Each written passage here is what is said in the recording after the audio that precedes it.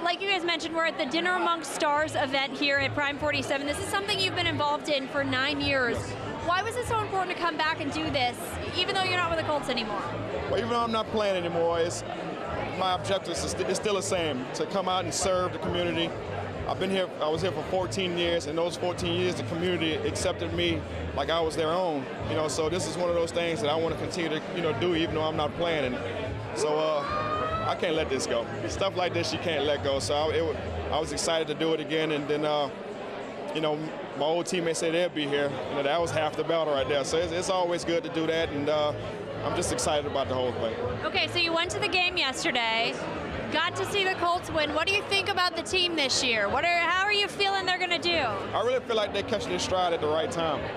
They start off a little rough at first. I think everybody knows that, but it's all about getting hot at the right time. And they're kind of finding their peak.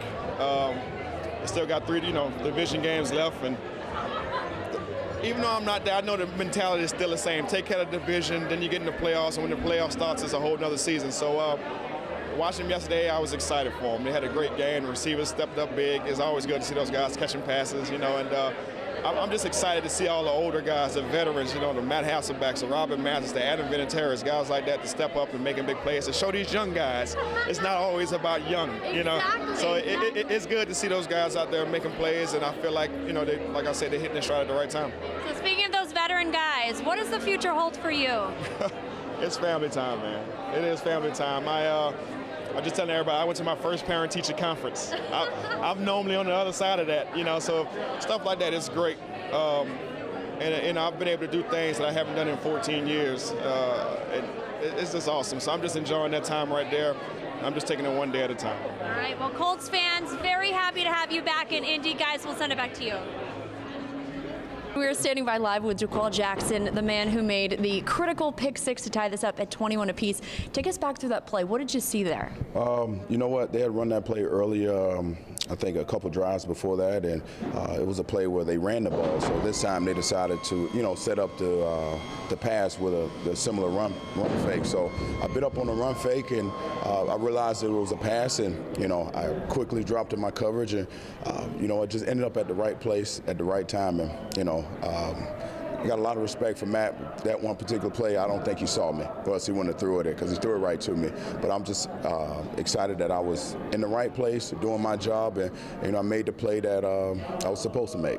And what does that feel like? Again, not only a pick 6, but at that juncture, you knew how important it was for the defense to do something. You know what? I was so locked in. I knew the situation of the game, and I knew just do your job. Do your job, do your job. Everything else will take care of itself. And, I play with a resilient bunch of guys, and, we fight to the end no matter what, whether it's sudden change, no matter what. The opportunity presents itself, we're up for the occasion, and I was just excited to get a win for E. Walden, who's from here, Dwight Lowry, who played here. So I'm just excited for everyone in the whole, because I thought this was a team victory. It seemed like you guys were able to get a little more pressure on Matt Ryan as the game went on. What was the difference there for you? You know what? We settled down. Coach called a little bit more pressures, and we were able to create the 3rd and longs. In the first half, they were in 3rd and short, and it's hard as a defensive coordinator to dial up your blitzes, so you had to play more coverage. So I thought we did a better job on 1st and 2nd down, stopping the run, getting them to 3rd and long and 3rd and medium, so it allowed us to open the playbook a bit, and that was the difference, I thought. How emotional of a win was this? There were so many momentum swings, so many ups and downs. What was that like being on the sideline? You know what? If you play this game, you got to be ready for anything. One thing this game has taught me is patience. A lot of patience, no matter what. And if you have a job to do your job. Don't try to do anyone else's. And doesn't always equate to more wins, but it sure does help. And tonight was definitely one of those moments. Describe the difference for you. I mean, obviously those first 2 drives, not what the offense wanted. What was the difference for you between the first and second half, you think? Just being more consistent.